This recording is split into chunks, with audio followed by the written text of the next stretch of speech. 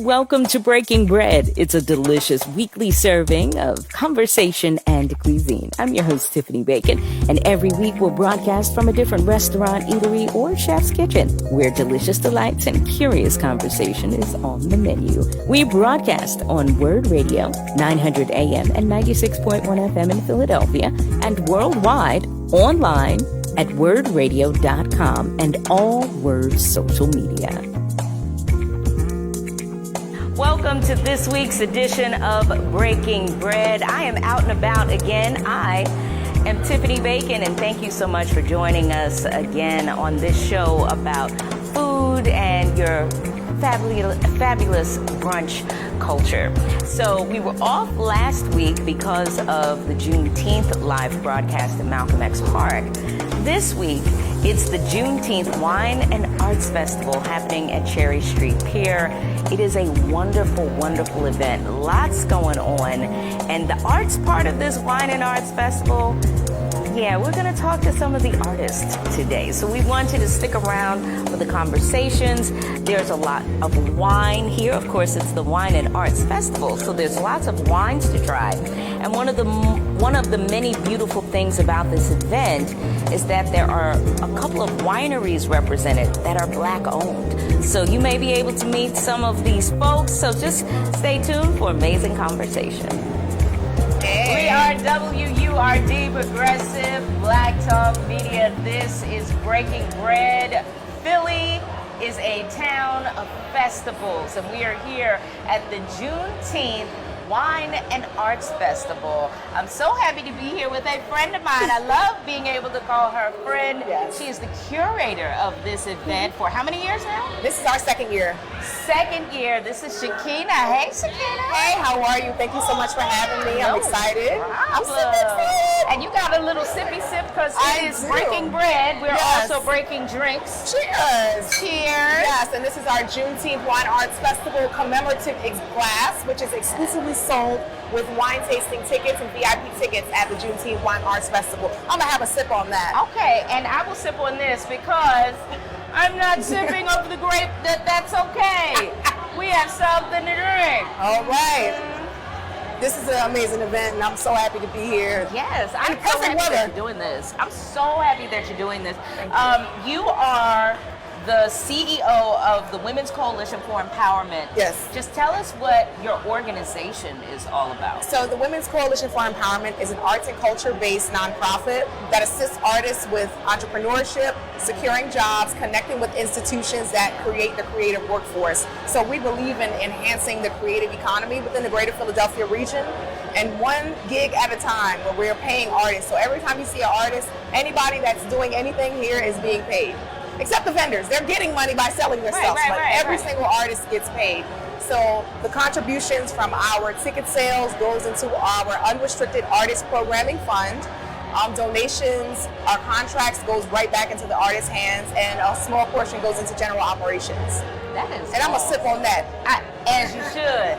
I need to sip with on you. That. Sip on that. Because we need more folks to be as conscientious as you Yes. are being for the artists in the area.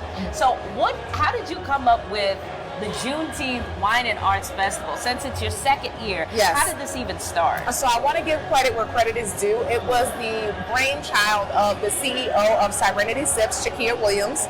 She said we should do something to infuse wine and art. And I said, well, I don't know. I said, well, art is adjacent to most alcoholic beverages. And she said we should pick a holiday that everyone else doesn't pick to do that. So I said, okay, well, Black Music Month is in June. Juneteenth is in June. I said, why not? So that's how it came up, and I talked to a few partners at the Delaware River Waterfront Corporation, which we have. The Women's Coalition has a great relationship with them. We do a lot of their contracts. One in particular is the after work sessions every Friday. Okay. Which every Friday from now through September. And we decided to just secure some funding. We didn't even know how we were going to pay for it. We were like, we'll probably find $1,000 or something. Yeah. But fortunately, we had some sponsors that really thought the idea was incredible. They wanted to buy in, they supported it, they invested in it, and here we are. So now it's been profitable since the first year. Amazing. So it's going to keep growing, and now we're doing it bigger this year. So we have more wineries, more vendors, more artists. We're really trying to take this thing to the next level. So, you know, Adunde, we coming. We trying to be on that level. Okay. Now let's talk about the wine. You were talking about the sister who owns Serenity Sips. Correct. A lot of your wineries here Yes. are black owned. Correct. Initially, we started with just black-owned wineries, but we also felt like Juneteenth is American history, so we want to incorporate wineries that are adjacent to, that are in Philadelphia or Pennsylvania, greater Philadelphia region. And the wineries, the black wineries came up with a mutual blend. So it's the Juneteenth, they came up with a rosé and a dry wine. And both of those wines are exclusive for this event. So the VIP ticket holders have an exclusive opportunity to purchase those wines as well. Whoa. And there's something that we did this year that I don't think any winery has ever done, ever. We incorporated a QR code on the label. So the QR code on the label goes to a playlist, and the playlist is of all of the artists that are performing today, and it goes back to their YouTube channel. Wow. So they're getting royalties every time you scan and play their music. So you got Lady Alma, Candace Cahill, Charisma McWayne, and Ashley Scott. Whoa. So okay, I love how it's just like really helping the artists like throughout the event, and then throughout the year, like whoever keeps the bottle of wine, they're gonna. Okay, so you say that the VIP folks at the event have access to this wine, but outside of this event, when this event is over, how can people have access to that special blend? So whatever excess is not sold, because last year everything pretty much got sold out.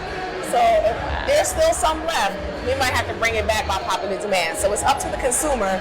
If you really want this wine, you gotta let us know, and we will make sure to have more available for the general public. And how can folks let you know? So we're gonna have every ticket holder, general admissions, VIP and advanced tickets, or today tickets. There's gonna be a message that's gonna go out for you to contact us back. Okay. And a survey. Okay, so once this event is over, let's talk about the wineries that are represented here. List them and how we can follow them and taste their product. So we have Mark and Val wines. We have Black Oak Winery. We have, of course, Serenity Sips. We have Mitchell and Mitchell wines. So these are the 4 black wineries, which make up 1%, less than 1% of wineries in the nation. So less than 1%, and the fact that we have 4 is like a diamond in the rough. So we found 4 diamonds of black wineries. And the last winery is not a black-owned winery, but they support the cause, Gritty City Wines. And they're based in Philadelphia. I'm sorry, say that again. Gritty City Wineries. Ah, nice. And they're based in Philadelphia. I love that. And the other ones are also based in Philly. So they are greater Philadelphia region. Okay. So like Hatboro is kind of like Montgomery County. One is in Lancaster. The other, Black Oak is Philadelphia. Okay. And Mitchell and Mitchell is Philadelphia. So Philly, they're all black wineries right here. Okay, that's the thing. I'm willing to bet a lot of people didn't even know that we had black wineries in our area. And I have to give special recognition to Shots of Love. They're not a winery, but they are a mixologist that is recognized by the Pennsylvania Liquor Control Board. So they have ramp certification in order to make wine slushy. So any adult slushy beverage, they're actually certified and permitted to do so because of the special credentials that they have. Wow. So, and that's black owned, black woman owned. Okay. I'm gonna sip on that. I'm sorry, every time you sip, I gotta clink. Okay. Empowerment all around. Yes. Okay, so tell me, what is your favorite? When you are sipping, oh boy. What is your favorite wine and why? My attorney told me not to answer that question. You really gonna take it there? I think my attorney told me. They're all hilarious, phenomenal wines. I have to say. Maybe not brand, maybe not people represented here. Just your favorite wine, my favorite, it would have to be the Shekhinah Jubilee, because I am the brand ambassador. There is a wine named after me from Serenity Sips. So there is a Shekhinah Jubilee wine, and that is a special blend, which is a strawberry flavored wine. So yes, the flavors we savor neighbor, and it's named after me. Ma'am, you got your own wine named after you. I do. The unique thing about Serenity Sips Winery, why we initially partnered, One, because they were the first woman-owned winery to open in Pennsylvania, period. Wow. To open its doors and sell in the state of Pennsylvania. But they uniquely create wines named after people close to them. So I'm a dear friend, so she named a wine after me, and she was like, Shekhinah Jubilee. I said, you crazy, you really named a wine after me? So when I went to the opening, there really was a wine named after me. How does that feel? Feels great. So I can officially say I am a legitimate brand ambassador to a company that is Black woman owned and local to this state. Oh, that's awesome. So I feel very proud about that. So tell me about your favorite wine meal experiences. Like, what makes for a very delectable pairing of a particular wine and a particular meal? I guess it would be based on your palate. So for me, I definitely have a traditional diabetes palate. So I do like sweeter wines, like a dessert wine. So Shekhinah Jubilee is appropriate, and I would pair that probably with something light, like what we had for lunch, like maybe a tacos and some rice and beans and some plátano maduros.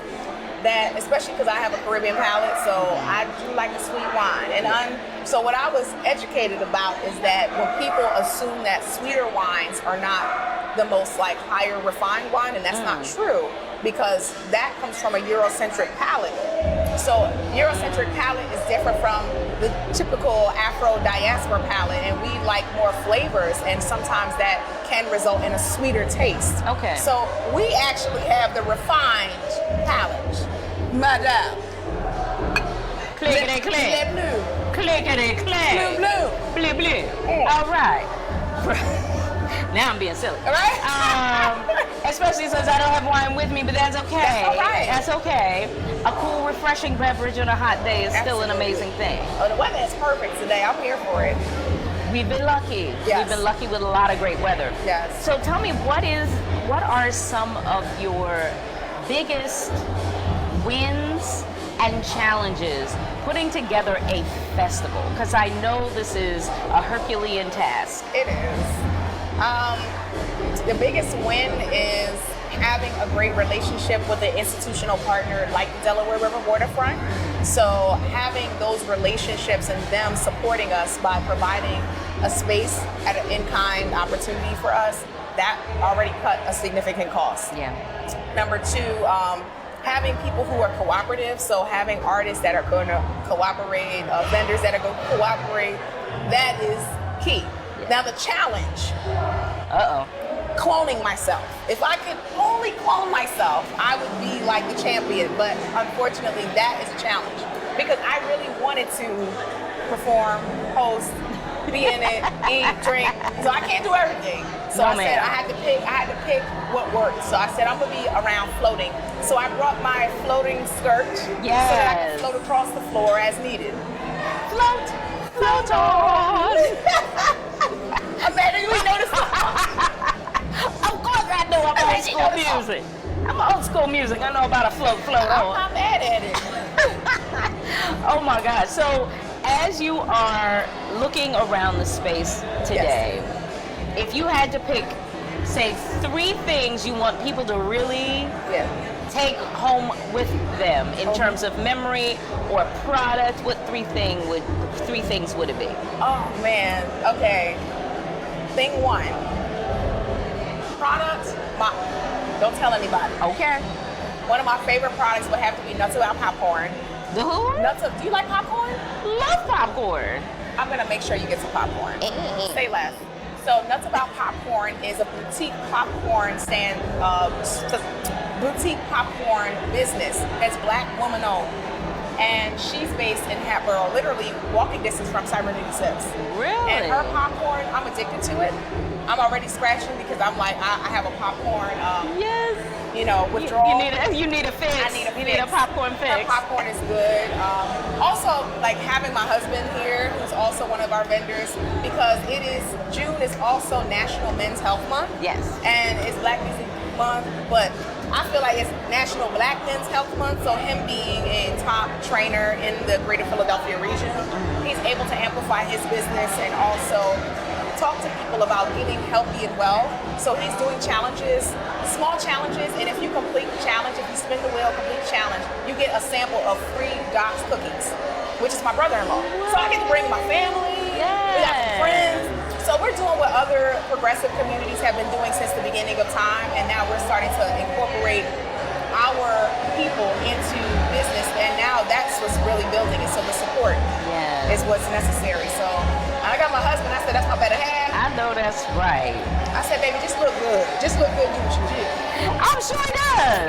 I didn't introduce y'all? You did. Okay, I'll make sure. But we're not looking at him right now, Okay, so I want right. people to just understand. So I need people to recognize my husband is also, he's a bodybuilder, he's a trainer, he's a businessman, and he's one of my biggest champions. So that's awesome. You gotta have somebody in your corner. Like, if you don't, then that's a really sad situation. I wouldn't say sad, but I mean, there's people, and there's my Aunt Deb, and the whole family. Like, we got family in here, so. And then I got Snooki, my friend, who's also security. Yes, he changed his name to Snooki because I seen the Barnell Hill show one time. Stop. Do what? Snooki. Stop it right there. now. There he is. Stop. I can't. So, if you're just tuning in, this is Breaking Bread.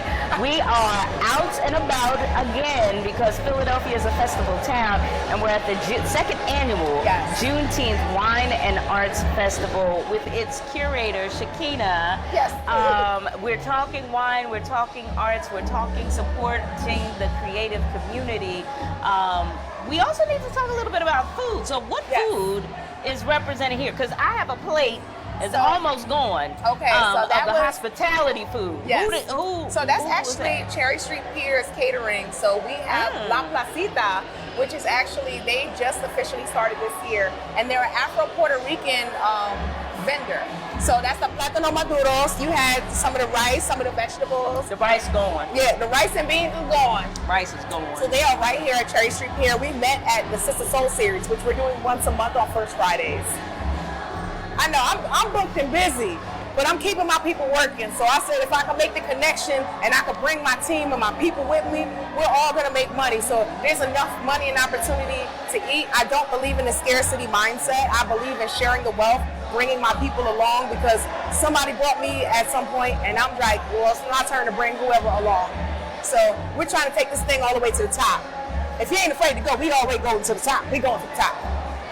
Keep talking. We're going to keep on to the top. We're going to keep making this bigger and better. My vision long term would be having a full weekend of a Juneteenth Wine Arts Festival where it's indoor, outdoor, and it's like a whole weekend, like a Friday, a Saturday, a Sunday, and there's multiple stages, and there's more vendors. And the great thing about our festival, we don't charge vendors. We've never charged vendors. $0, 0 cents. So we ask that the businesses that are involved are legitimate businesses. And for those that have said, well, I do business-like things, but I'm not legitimately a business, that's fine. My book is being sold right here at the registration table to show you how to start your business and to show you how to get sponsorships, to show you how to do grants. I teach the Art Economic Empowerment Initiative, and that's something for micro businesses. And we're not going to use the term small, because small is not necessarily relevant to sole proprietors. We're micro. A lot of us make less than 100,000 or less than 500,000. Okay. Therefore, we are micro in comparison to our Caucasian and other community counterparts that are in business and that get the big funding where we don't. So I'm showing you in the most simplest form on how to start your business for free. So people like, how you get the vendors for free? How are y'all making money? How y'all making money? Yes. First of all, the money's gonna come. You know why? Because people are gonna come in. One, everybody doesn't have to drink. This is a community-based event, so we don't want to exclude anyone. General admission is free. Vending for this event is free. You just have to have a legitimate business, your insurance, and if you're selling food, you definitely have to have a vendor permit and your safe serve. So on top of the other food, we have the Real Mango Hut. We have Doc's Cookies Table. La Placita is here.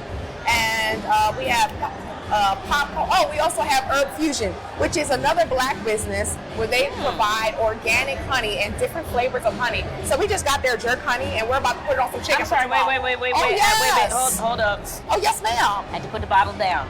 There's jerk honey? Yes, ma'am. Yeah. Yes, ma'am.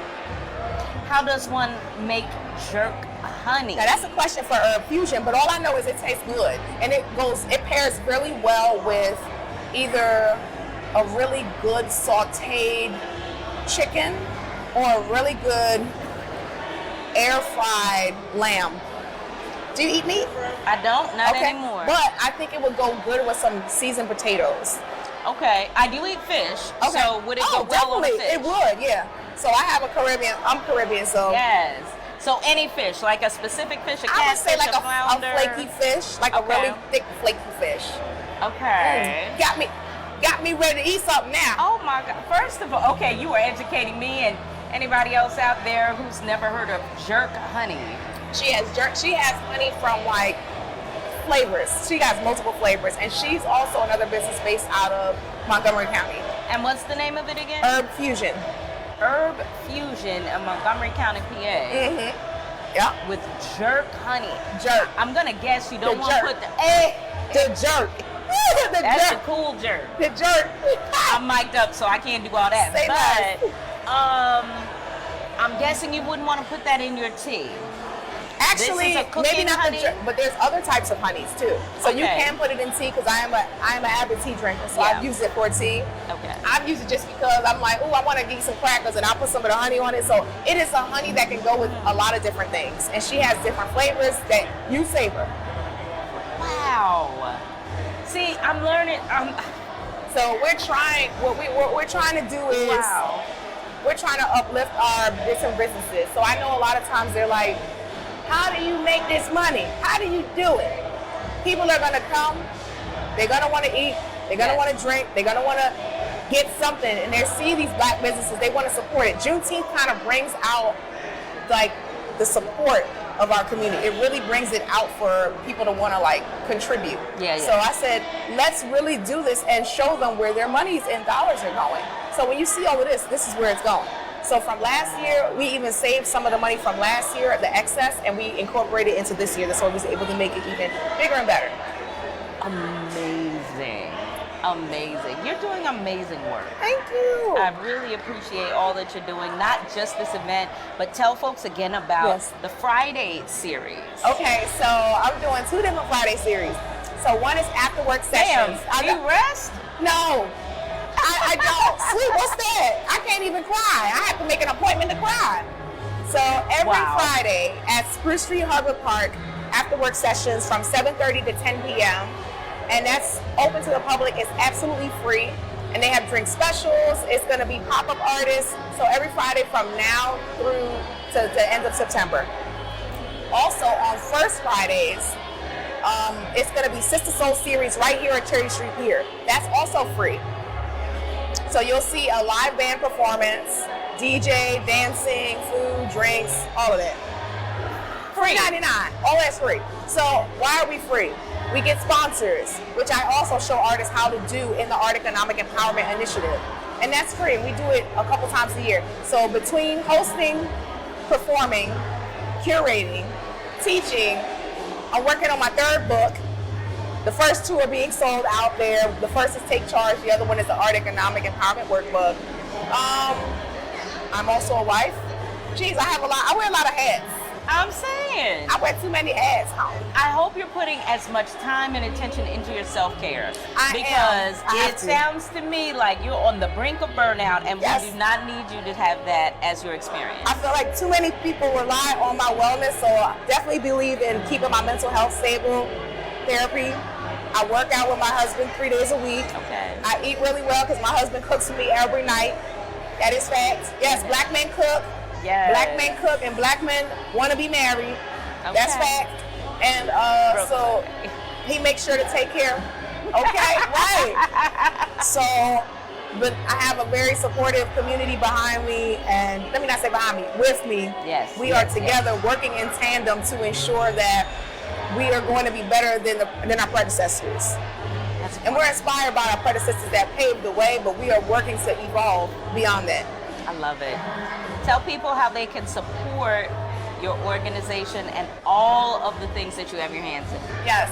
One, please go visit us on Instagram at THEWCEINC on Instagram, and that can lead you to the website. The link in the bio will lead you to the website. You can also follow me.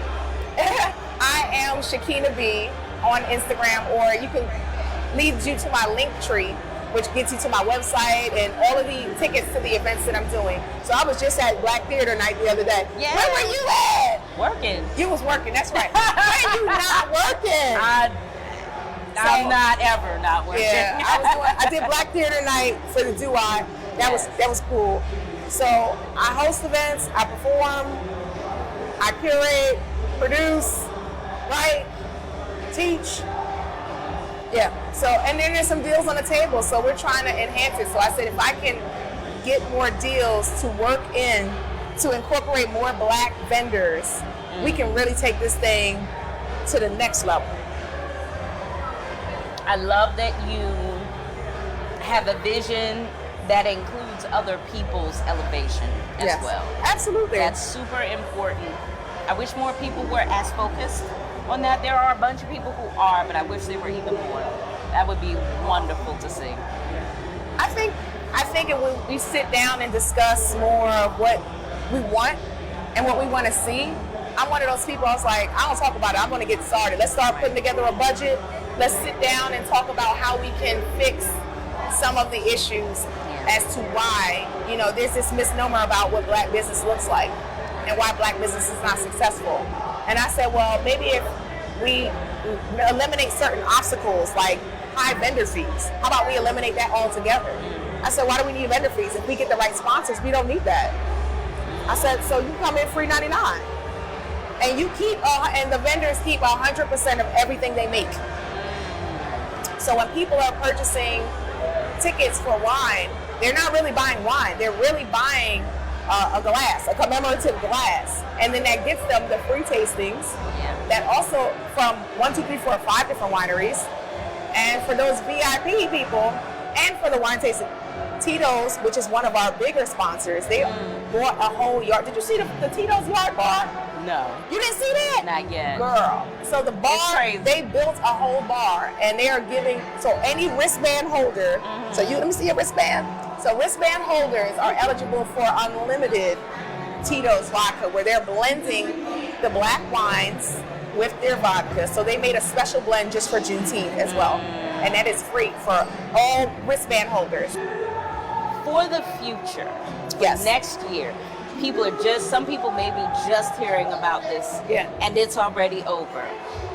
Is there a date we could put on our calendar? Yes.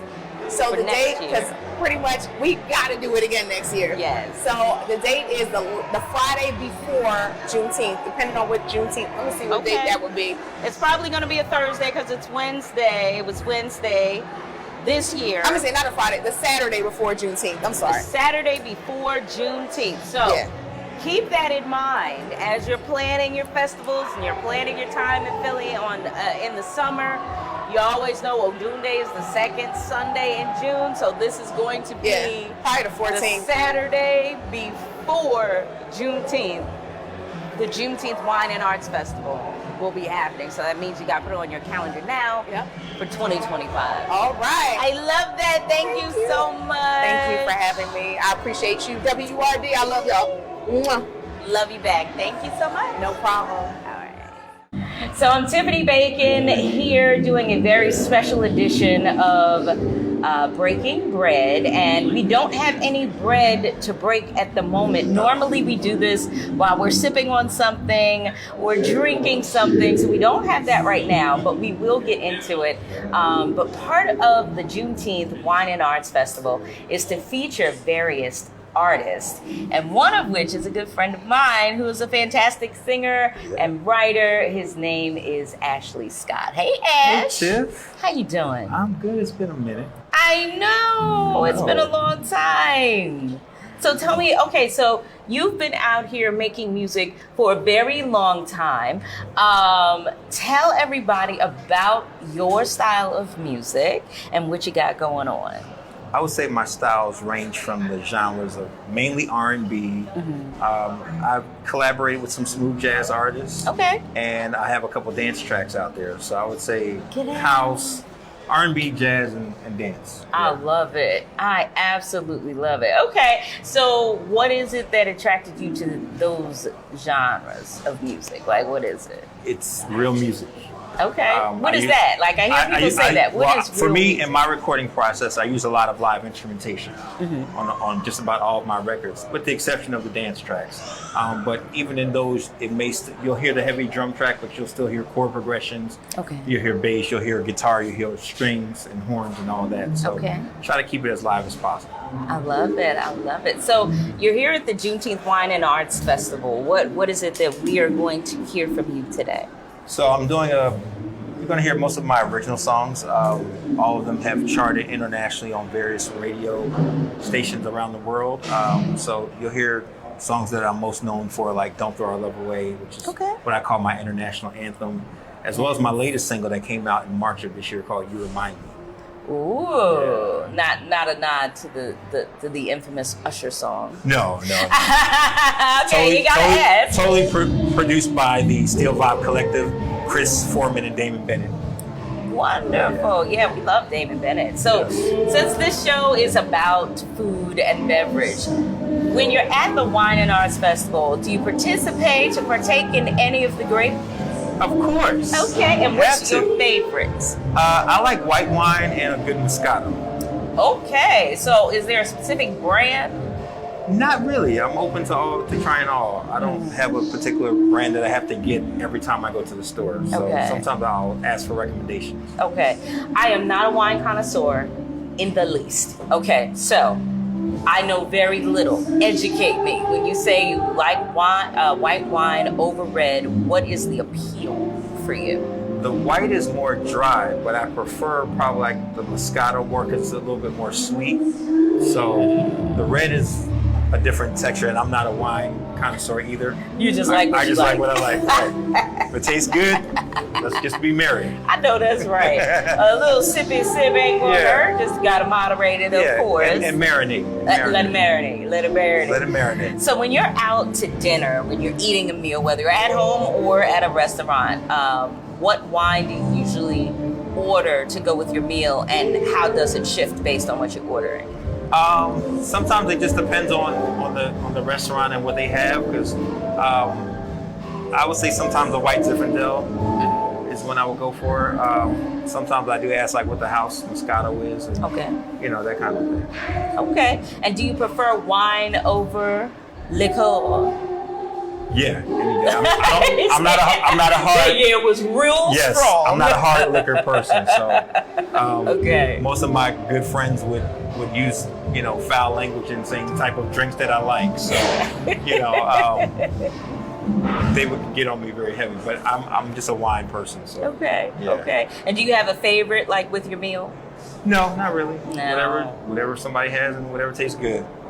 I love this. So, okay, imagine, and we're going to have some samples at some point during the show. Can't wait. Okay, imagine we're here with a table full of wine and nobody labeled it and they all kind of look the same. What's the one you would gravitate to just by scent? Probably the most fruity one, I would Okay. think. But I'll try them off. They're small, I don't want to sound like a wino little- or anything like that, but I'm down for sampling. Okay, you down for the samples? Yeah, I'm down for sampling. Speaking of samples, sliding back into your music, do you use any samples when you're creating your music at all? No, I have not used any samples. I'll say there's some creative inspiration Okay. in terms of formula for the songs or vocal arrangements and harmonies and stylings. Whatever's in the head, you try to get out, in a sonic form. So, Yeah, I hear it may be a vocal harmony that I like that I might have heard on the record, and you don't take that same harmony, but you just do different nuances to get that same type of feel. know. All right, I love it. Well, thank you for that. I Thank know you for we're going to have having me. more from the Juneteenth Wine and Arts Festival here at Cherry Street Pier. So thank you for sitting down with me. Oh, it's a pleasure. Always a pleasure. Awesome. Tell people where they can find your music. My website is ashleyscottmusic.com. You can find me on Instagram at ashleyscott3. And I have a radio show on the website as well called Soulful Sounds Radio, where I play R&B music around the world. It's syndicated on maybe 20 stations around the world. So Wonderful. yeah, Good for see my you. tour dates and purchase the music and merchandise at ashleyscottmusic.com. I love it. Thank you, Ash. Thank you, too. Awesome. WURD out and about at the Juneteenth Wine and Arts Festival, the second annual Juneteenth Wine and Arts Festival. My next guest, I'm Tiffany Bacon, by the way. Thank you for tuning in. We appreciate you so much. Trying to get the sights and the sounds of the festival today and samples of the food. Joining me right now is Chris Brown, no relation to the singer of Doc's Cookies. Yes. Doc's Cookies, welcome. Thank you. Thank you. All right. So tell us a little bit about, because you have your product right Yes, here. I got chocolate chip. And it looks like a delicious homemade chocolate chip, by the way. I'm just saying. It is handmade, and we like to say you get handmade cookies without the hand making. All right. I love it. So tell me, how did you get started baking cookies and starting a business? I got started because I like to eat. So, Amen. you know, as a hobby, you know, I started dabbling with baking and trying different things, and Yes. gradually over time, people kept saying, you know, you really ought to sell these. You really ought to, you know, market these. So, you know, I did some research, and you know, with my brother and my sister-in-law, we kind of studied and figured out all the things I needed to do to open up a business, especially in the food industry, the right way. So now we're opened up in 2023 officially, and ready to go. Wow. So where can people find your cookies? My cookies are available on the website docscookietable.com. We're also on Instagram at docs_cookie-table. That's typically where we share most of our stuff on Instagram, and you know, we're available for parties and events and things of that nature, and cookie dough too. Ooh, so you make and sell the cookie dough for us Yes. to do whatever? So that's it. You know, we vacuum seal all the cookie dough, and we can have that ready so you can literally take them out, put them in the oven, pull them out, and I mean, we try to have people say we did it, but you can take credit for all that work too. Perfect for holidays. It also sounds great for parents who need to do something for like bake sales at school and things Absolutely. like that. Bake sales, anything where you want to mass produce and get some cookies done quickly. There you go with the cookie dough. So tell me I've mentioned most of the time on the show that I'm vegan now, but I want to try this cookie. You've given me Yes. a little sample. So What is this? You have a sample of a glazed pink lemonade cookie. A pink lemonade cookie. Okay, Yes. hold on. It does smell like lemonade, so I can honestly say I've never had a lemonade cookie. How did you come up with this recipe? So it was seasonal. We wanted to try to have a lemon cookie. So you know, we experimented with a few things and came out with that one right there. Everybody loves lemon in the summertime. Lemonade. I've never had a lemonade cookie before. This is a very unique experience. I have to be careful because there's butter in this. So Yes. What are some of the other flavors that you have that are very unique? Because again, like I said, never heard of a lemonade cookie before. So what I would say is everybody loves chocolate chip. That's probably the best seller. But we also have a brown butter oatmeal, which people tend to love. We also have a cinnamon, a white chocolate chip. And recently, we've got a lot of positive feedback about our strawberry white chocolate chip. Whoa! Now I'll tell you, my favorite season is the fall because I love pumpkin and cinnamon. So You have a pumpkin spice cookie? We have a pumpkin spice with a cream cheese frosting. Whoa! That one goes pretty quick in the fall time as well. That sounds amazing. Yeah. So let me ask you, you're here at a wine and arts festival. Do cookies go well in your take? Do cookies go well with wine? And if so, which kind of wine? Not brand, but what kind of wine? So I think really depending on the situation, I think a good cookie, a good chocolate can pair well with many wines, a nice red. But also summertime, people are into the airier, the white wines, the rosés. That pairs perfectly with that lemonade cookie you just had. Perfect for 4th of July, outdoors, Nothing says summer like that. You were right about that. Listen, I love lemon anything. Lemon curd, lemon meringue pie, but I can't do the meringue anymore. But anything lemon is like right up my alley. Yeah. I absolutely love it. So tell me, why is it important for you and other, Black businesses to be at an event like this? I think it's important because, all of the businesses here are Black owned, and when we think about Juneteenth and what that means for the culture, like just celebrating, even seeing one of the signs up today said that only 1% of the wineries in Pennsylvania are Black owned. So just seeing them here, for me, it's like, all right, well, now I got to figure out where they are so I can patronize their businesses, and vice versa. So it's a great community building event because, we're here for each other. I love it. I love the communal, the community focused aspect of all of this. I love that the food is so unique and very tasty. So I appreciate that. How can people find you again? Just remind folks where they can find you and how they can get a hold of your cookies, whether you make them or they can make them themselves. So docscookietable.com and also on Instagram we're at docs_cookietable. That's probably the best way. Sounds good. So it's Chris Brown, Doc's Cookies. Thanks again. Oh, you're welcome. All right. We're breaking bread at the second annual Juneteenth Wine and Arts Festival. I'm Tiffany Bacon. I have another very special guest representing the wine side of the festival. Mark Rhodes with one of the first Black-owned wineries in Pennsylvania.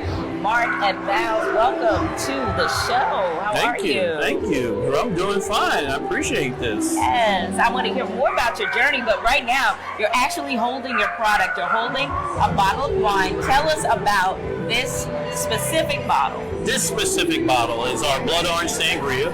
We use 100% juice in all of our wines.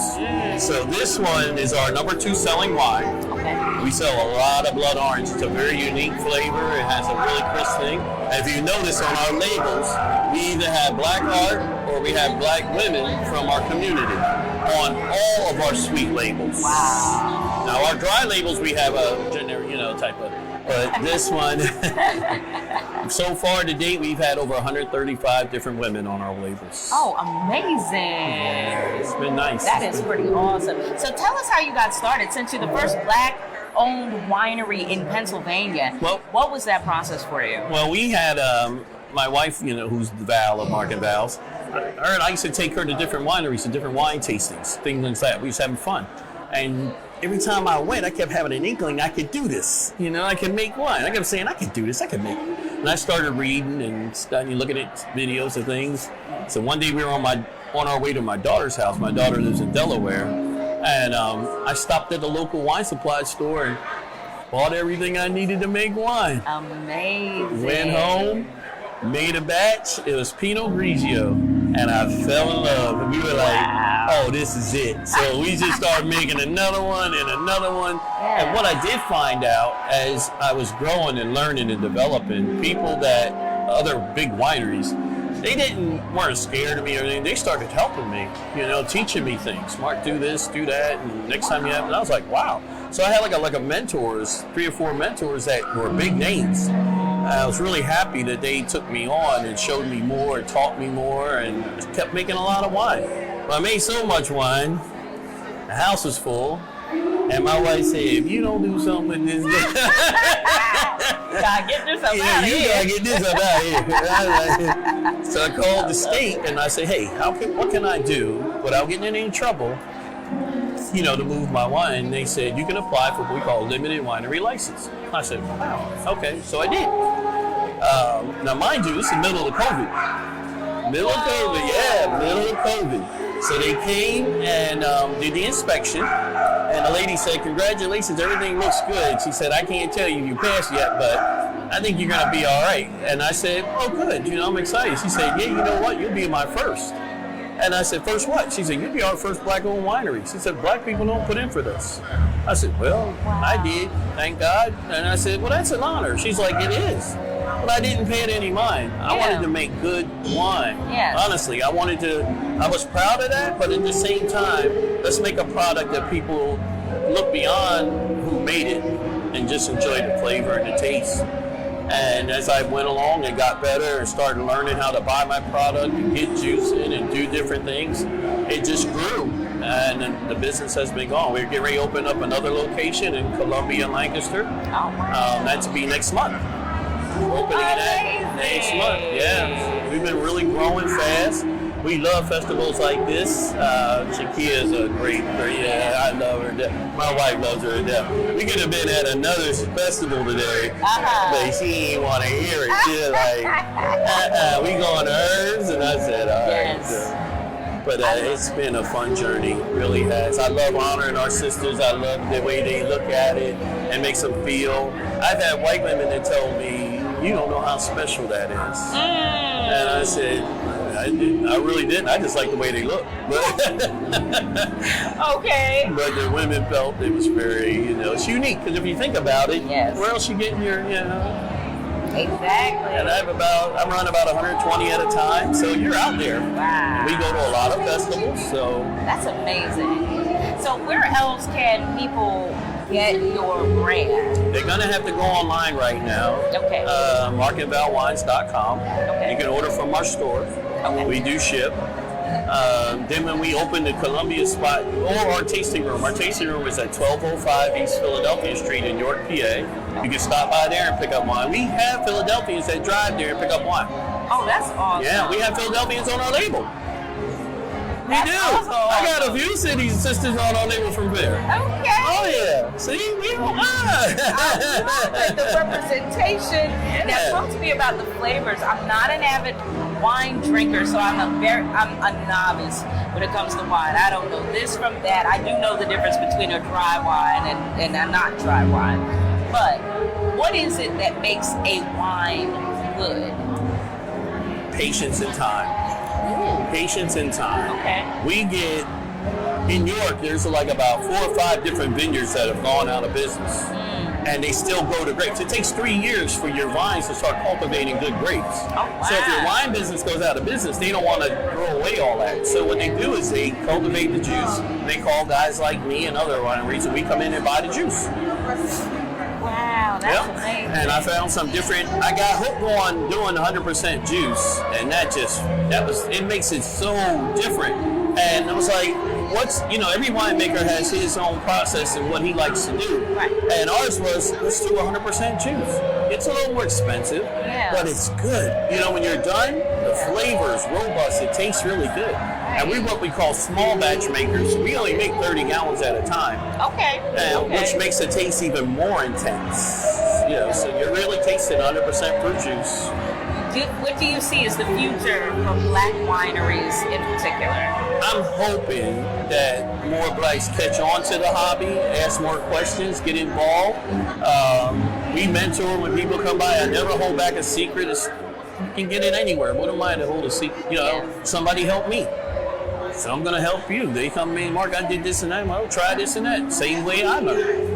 And if they come by, I have a few that I work with. They tickle me. But it's always black women. I have yet to have a black man come to me and say, Mark, I want to make mine. But black women, Harrisburg, Philly, they want to start, and I don't mind. But I'm hoping that the aspect of doing something on your own, having a little pride in it, the entrepreneurship of it, it has so many things to it.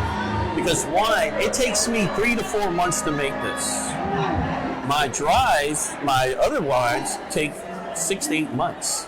Wow. So it's not something like Kool-Aid. You ain't putting it in the jar. and adding a ton of sugar. It ain't happening. So Right. with us, the process is long, but it really does teach you patience and time and being deliberate and getting the flavor that you want and the taste. And sometimes you screw up. Sometimes you gotta, and after 3 months you're thinking, damn, I waited 3 This is all I got. Yeah, turn around, blow it out. You be like, oh man.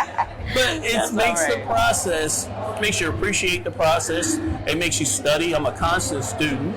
I'm always learning about different yeasts, different temperatures, different flavors, different ways. Malaholic fermentation, regular yeast, dry yeast fermentation, dry yeast starter. I mean, there's so many aspects to making wine that you have to develop your way. And that's what each of these winemakers out here do. We all develop our style, our way of making it. That's why you see us in groups, and it doesn't bother us because the taste that I cultivated isn't going to be the taste you made. Right. And the next one, and so on and so on. I love it. It's fun. That's awesome. Hobby love it. I go to my shop in the morning. I'm there all day. My wife had to make me come home. She called me, how long you want me in there? Come on. But it's just something I really engrossed myself into. I'm retired. And when I retired, that really did it because now I had time. You know? Yeah, you can dig in. Yeah, so I really started having fun with it then. I like blending. I've been blending a lot more lately. Like the newest one today, sweet we have over there is black raspberry sangria. That blend came out great. We did it at a show last week and sold out of it, so we were really happy with that. Wonderful. We make some like ruby cabernet. We make hemp. Nobody wants to make hemp because it's hard, because it's really like an extract in oil. But we found a way to make it into wine. Oh. It's my #1 selling wine. We sell that, no Get out problem. of town. Yeah, it sells like crazy. Okay. It's good. It's really good. Between you and the sister in here that's got the jerk honey, we have some unique flavors represented at the festival today. Yeah. I love it. Thank you so much. So much, Mark. I appreciate it. Tell people again where they can go to buy your wine. You can go online to markandvalwines.com or stop by our tasting room at 1205 East Philadelphia Street, York, PA 17403. I love it. Thank you so much Thank for joining you. us today. Appreciate this. Take it easy. You too. That's it for today's edition of Breaking Bread. Much love going out to Amira, to my producer Nicholas, to, of course, Shekhinah with the Juneteenth Wine and Arts Festival. Thank you so much for joining us. Have a peaceful, positive, and productive day. I'll see you next time.